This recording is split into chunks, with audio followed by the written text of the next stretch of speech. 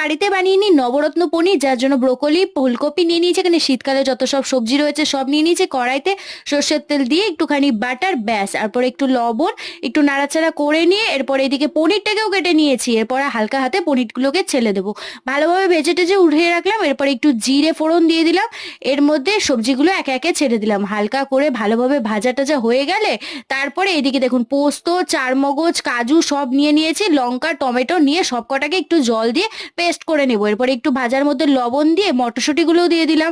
তারপর হাফের একটু নাড়াচাড়া করার পরে এই যে পেস্টটা করেছি এটা এর মধ্যে ঢেলে দিলাম। শেষে একটা মশলা দেবো, তার জন্য কিন্তু ধনে, জিরে, শুকনো লঙ্কা, জয়িত্রী, গোটা গরম মশলা ভেজে নিয়ে গুঁড়ো করে রেখে দিতে হবে। তার আগে একটু চিনি দিয়ে দিলাম, চিনি দিয়ে নাড়াচাড়া করে দিয়েছি, জল দিয়ে দিলাম। এবার পনিরগুলো ছাড়ার সময় চলে এসেছে, পনিরগুলো ছেড়ে এবার 10 মিনিটের মতো চাপা দিয়ে রেখে দিলাম। ঢাকনা খুলে ওই যে মশলাটা বললাম এই মশলাটা দিয়ে গরম গরম নামিয়ে নিলাম নবরত্ন পনির।